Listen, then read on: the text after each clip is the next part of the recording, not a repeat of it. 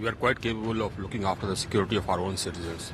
Let him worry about the security of his own. Bharat सरकार को सख्त प्रोटेस्ट करना चाहिए, अपनी आपत्ति दर्ज करानी चाहिए और रहमान मलिक को माफी मांगनी चाहिए। भारत के संविधान के हिसाब से हर व्यक्ति को बराबरी का हक है। हमारे अंदरूनी मामलात में उन्हें मदाखलत नहीं करनी चाहिए। हमें इंडियन मुस्लिम्स को न तुम्हारे मशवरों की जरूरत है। इससे पहले आतंकवादी सरगना हाफिज सईद ने इसी तरह की भाषा बोली और उसके बाद आतंकवादियों के रहमो करम पर चल रही पाकिस्तान सरकार के गृह मंत्री ने भी ठीक उसी तरह की भाषा बोली है। आज अगर शाम तक शाहरुख खान ने जवाब नहीं दिया तो ये समझ में आ जाएगा कि भारत जैसे देश के लोकतंत्र का वो लाभ उठाते हैं और अमेरिका में उनको शाहरुख को अपनी औकात पता लग जाती है। बेहतर रहेगा कि वो पाकिस्तान की चिंता करे। नमस्कार, मैं रविश कुमार। आजकल हम हाफिज सईद को काफी गंभीरता से लेने लगे हैं। इसी डर से हम जल्दी ही महंगाई और ट्रैफिक जाम के मसले पर पाकिस्तान के गृह मंत्री रहमान मलिक को भी गंभीरता से लेने लगेंगे। हाफिज सईद पाकिस्तान के नॉन स्टेट एक्टर हैं और रहमान मलिक साहब स्टेट एक्टर हैं। आज जो उनका बयान है वो वाकई एक्टर वाला ही लगता है, क्योंकि दोनों भारत के एक बड़े ही मशहूर एक्टर के बारे में चिंतित पाए गए हैं। इन्होंने शाहरुख खान के प्रति जो दरियादिली दिखाई है, उसकी प्रतिक्रिया में लोग उसी तरह की बातें करने लगे हैं जिसका जिक्र शाहरुख खान ने अपने लेख में किया है। एक विदेशी पत्रिका है outlook turning point New York times के साथ साझा में इस लेख को आप पढ़ सकते हैं। उन्होंने लिखा है, शाहरुख खान ने बहुत सावधानी और साफगोई से अपनी पहचान को समझाने की कोशिश की है, यह बताते हुए कि कैसे अलग अलग संदर्भों में उनकी लोकप्रियता और मजहब की पहचान को एक दूसरे के खिलाफ खड़ा कर दिया जाता है। शाहरुख लिखते हैं कि और जूझ भी रहे हैं लिखते हुए कि क्या उनके लिए मजहब की पहचान इसलिए नाजुक हो जाती है क्योंकि उनके नाम में खान जुड़ा है, जिसे कई लोग खान की जगह खान बोलते हैं, खान। शाहरुख ने कहीं नहीं लिखा है कि भारत में वे असुरक्षित हैं, वो बस अपनी पहचान को लेकर उलझन बयान कर रहे हैं। मगर पाकिस्तान के गृह मंत्री रहमान मलिक को लगा कि शाहरुख असुरक्षित महसूस कर रहे हैं। शायद उनकी अंग्रेजी मुझसे अच्छी होगी, इसीलिए उन्होंने ठीक से समझते हुए भारत सरकार से मांग कर दी कि वे शाहरुख खान को सुरक्षा दे दें। अब इस बात पर राजनीतिक दल नहीं भड़कते तो और क्या करते। जब उधर से बयान आया है तो इधर से जाना भी चाहिए। बस बिना वीजा और पासपोर्ट के बयान सीमा से आर पार होने लगे। लेकिन अगर पाकिस्तान से यह बयान नहीं आता तब हम शाहरुख खान के इस लेख को कैसे देखते? क्या हम सहमत होते उनकी बातों से? इस लेख में शाहरुख बता रहे हैं कि कैसे उनके नाम के आगे खान लगे होने से कई बार चीजें बदल जाती हैं। कहते हैं कि अगर एक खास संदर्भ में ना देखूं तो मेरे नाम का कोई मतलब नहीं रह जाता। हमारी कई तरह की छवियां होती हैं, इनमें से एक छवि वो है जो धर्म से बनती है। जब भी इस्लाम के नाम पर हिंसा होती है, लोग मुझे फोन करते हैं कि मैं अपनी बात रखूं, इस धारणा को खारिज करने के लिए कि मुस्लिम होने के नाते मैं भी ऐसी हिंसा की निंदा करता हूं। मेरा चुनाव अपने समुदाय की तरफ से होता है। कई बार राजनीतिक नेताओं को यह लगता है कि भारत में मुसलमानों के साथ जो भी गलत है वे मुझे भी उससे जोड़ देते हैं। कहा जाने लगता है कि मेरी निष्ठा पड़ोसी देश के लिए है, अपने देश के लिए नहीं। कई नेताओं ने यह भी कहा कि मैं यह देश छोड़कर अपने देश चला जाऊं। मैं तो भारतीय हूं जिसके पिता ने आजादी की लड़ाई में हिस्सा लिया था। अब आप कह सकते हैं कि सिर्फ शाहरुख खान को क्यों ऐसा लगा, बाकी खान कलाकारों को क्यों नहीं लगा? जबकि सैफ अली खान ने कहा था कि कई इलाके हैं जहां मुसलमानों को घर नहीं मिलता। मुंबई में उन्हें भी मुस्लिम बिल्डर से घर लेना पड़ा था। शबाना आजमी ने भी एक वक्त पर ऐसा ही बयान दिया था। क्या हमारी राजनीति, हमारी बातों में ऐसे पूर्वाग्रह, ऐसी धारणा, ऐसी सोच नहीं होती है? क्या शाहरुख खान अपनी पहचान के सहारे आम मुसलमानों की तकलीफ को बयान कर रहे हैं? लोगों को मुसलमानों की बस्ती यानी अंग्रेजी में घेटो नजर आती है, हिंदुओं की बस्ती घेटो नजर क्यों नहीं आती? शाहरुख खान आगे लिखते हैं कि मैंने अपने बेटे और बेटी को ऐसा नाम दिया है जो अखिल भारतीय हो और सर्वधार्मिक हो, आर्यन और सुहाना। मैं जानबूझकर अपने बच्चों को धर्म के बारे में कंफ्यूज रखता हूं। कहता हूं कि हम हिंदुस्तानी हैं फिर इंसान भी, लेकिन इसे सही जवाब उन्हें नहीं मिलता है। मैं किसी को ठेस नहीं पहुंचाना चाहता, मगर सच्चाई बयान होनी चाहिए। हिंसा करने वाला धर्म का ख्याल नहीं करता है। हम धर्म के नाम पर तुलना करते ही क्यों हैं जो नितांत निजी पर्सनल होता है। जब शाहरुख खान ने आईपीएल में पाकिस्तानी खिलाड़ियों के खिलाने की बात कही थी, तब शिल्पा शेट्टी और प्रीति जिंटा ने भी ये बात कही थी, लेकिन निशाना शाहरुख को ही बनाया गया। सही ये है कि ये बातें तो बीत गईं, मगर ये तल्खी किसी रूप में उस स्टार में मौजूद है जिसके प्रशंसकों में हर धर्म के लोग शामिल हैं। तो क्या इसी आधार पर खान की बात को नजरअंदाज किया जा सकता है? हमारे मानने का आधार क्या है कि अब ऐसा नहीं होता है? क्यों यह मांग उठी कि शाहरुख को रहमान मलिक की बात का जवाब देना चाहिए? ऐसा कर उन्हें क्या साबित करना है? क्या हमारे नेताओं के भी बयान रहमान मलिक के बयान की तरह हैं? भले ही वे शाहरुख खान के समर्थन में दिए गए हों, लेकिन उनका भाव क्या है? शाहरुख की पहचान की समस्या क्या एक आम मुसलमान की भी है? क्या इसे जनरल तरीके से हम सभी मुसलमानों की तकलीफ मान सकते हैं? क्या शाहरुख या आम मुसलमान आज भी उस विक्टिमहुड यानी पीड़ित ग्रंथि का शिकार है? क्यों ऐसा है? किसकी वजह से ऐसा है? या ऐसा अब वैसा नहीं है जैसा खान कह रहे हैं? प्राइम टाइम में हम बात करेंगे। हमारे साथ हैं मोहम्मद अदीब साहब, निर्दलीय हैं, राज्यसभा सांसद, हिलाल अहमद सीनियर फेलो हैं CSDS के, राहुल नार्वेकर साहब हैं, प्रवक्ता हैं शिवसेना के, आप मुंबई से, मुख्तार अब्बास नकवी साहब हैं, सांसद भारतीय जनता पार्टी, प्रवक्ता। मुख्तार भाई, आपने ऐसा क्यों कहा? इस बयान के संदर्भ में मैंने काफी लंबा समय लेते हुए जो शाहरुख ने लिखा था उसका एक भाव दर्शकों के सामने पेश करने की कोशिश की, ताकि उन्हें पता रहे कि कहा क्या गया था और अब हम कहने क्या जा रहे हैं। लेकिन फिर भी आप सुबह के बयान में मुख्तार भाई आपने कहा था कि शाहरुख खान को सस्ती लोकप्रियता हासिल करने के लिए ऐसी बातों से बचना चाहिए। भारत के लोग उन्हें पसंद करते हैं, इसकी जरूरत नहीं थी, और उन्हें पता होना चाहिए कि इस बात का एंटी इंडिया के लोग, एंटी इंडिया वाले जो लोग हैं वो इस्तेमाल कर सकते हैं। ये हिदायत आप क्यों दे रहे थे, किस लिए? देखिए रवीश जी, अपने कार्यक्रमों में इससे भी ज्यादा तल्ख बातें आप करते रहे हैं। आपके यहाँ अदीब साहब बैठे हुए हैं, पार्लियामेंट के अंदर मुसलमानों के दर्द को लेकर के, मुसलमानों की समस्याओं को लेकर के बहुत ही सख्ती के साथ, बहुत ही मजबूती के साथ बातें वो भी करते रहे हैं। लेकिन उन बातों का स्वागत आतंकवादी सरगना हाफिज सईद ने कभी नहीं किया। उन बातों का स्वागत पाकिस्तान की सरकार ने कभी नहीं किया।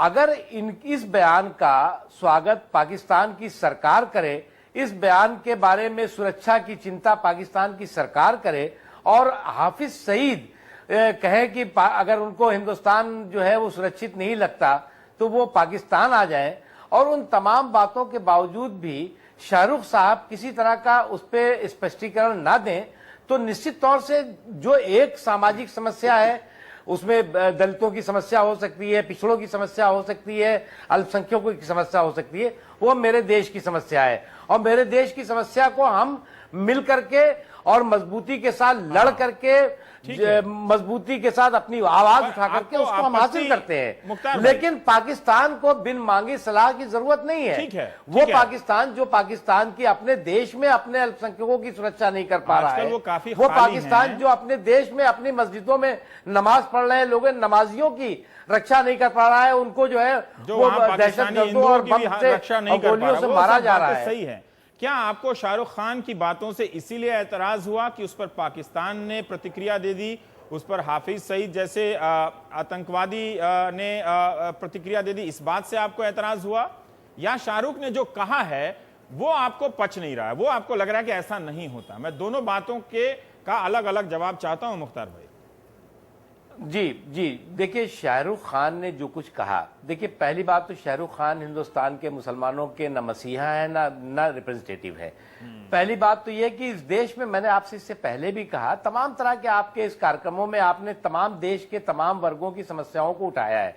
हम उठाते रहते हैं, और हमारा ये इस देश के हमें इस बात का गर्व है कि हम इस देश में अपनी जो भी पिछड़े, कमजोर, अल्पसंख्यक तबके हैं, उनकी जो समस्या है उनका समाधान हम इस देश में रह करके करते हैं। अगर हमें कहीं दर्द है तो हम उसको बयान करते हैं। लेकिन शाहरुख खान साहब अगर इस बात को कहते हैं, कहने का उनको अधिकार है, कह सकते हैं।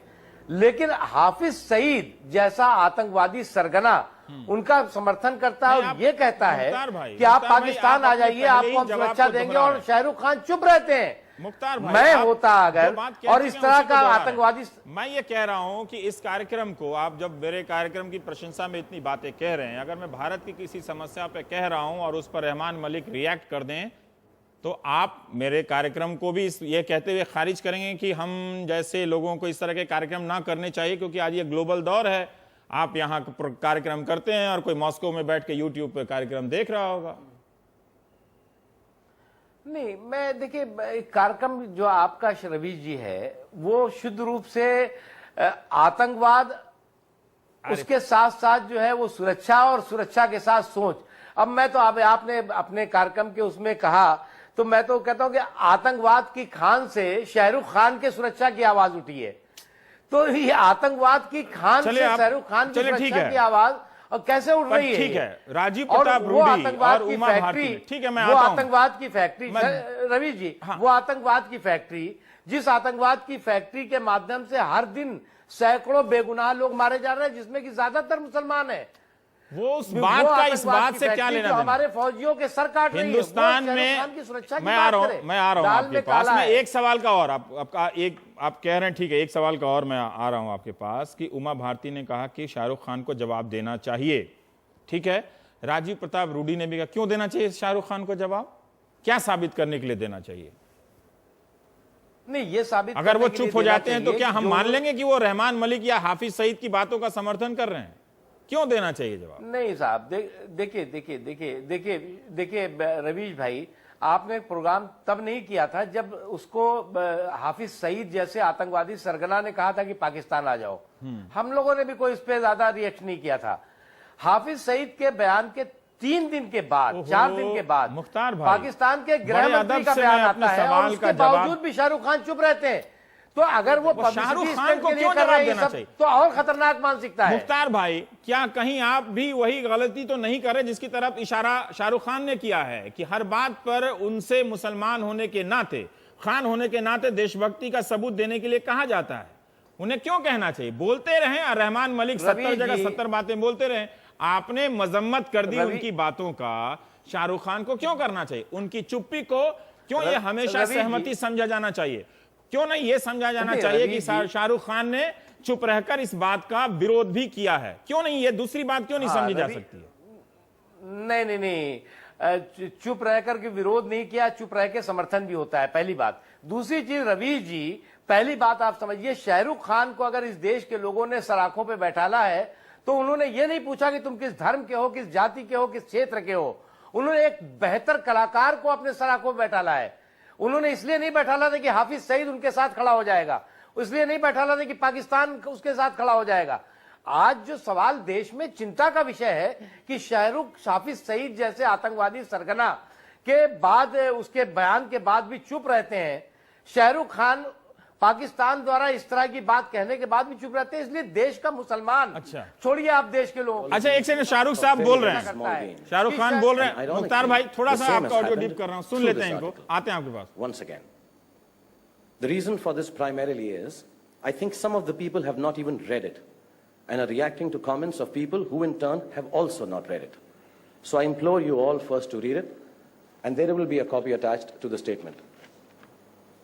Second, if you read it or have read it, nowhere does the article state or imply directly or indirectly that I feel unsafe, troubled or disturbed in my country, India.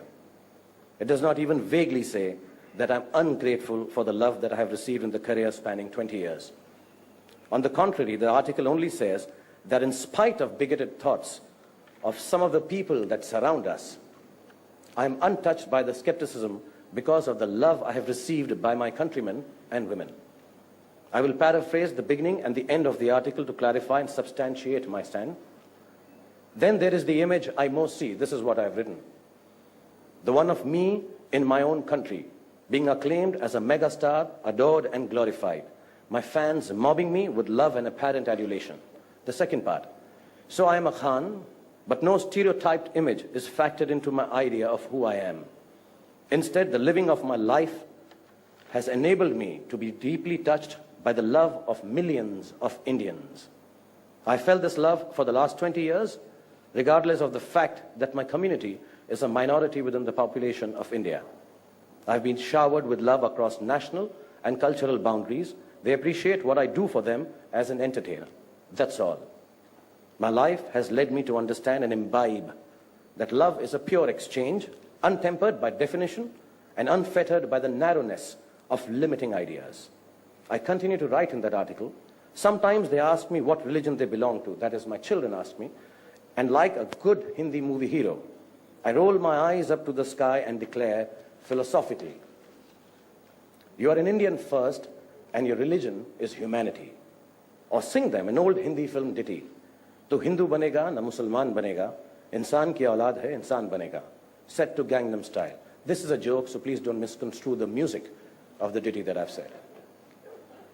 Why should not the love we share be the last word? This is what I write in the end. Why should not the love we share be the last word in defining us instead of the last name? It doesn't take a superstar to be able to give love. It just takes a heart, and as far as I know, there isn't a force on this earth that can deprive anyone of theirs. I'm a Khan, and that's what it has meant being one, despite the stereotype image that surrounds me. To be a Khan has been to be loved and loved back. Please, I implore everyone here to read the article and convey through your respective mediums of communications all the good things that it expresses to the youngsters and my fellow Indians. It is a heartfelt and extremely important aspect of my life, an appreciation of love that all of you have bestowed upon me, and also a point of view from my being a father of 2 young children. I would like to tell all those who are offering me unsolicited advice that we in India are extremely safe and happy.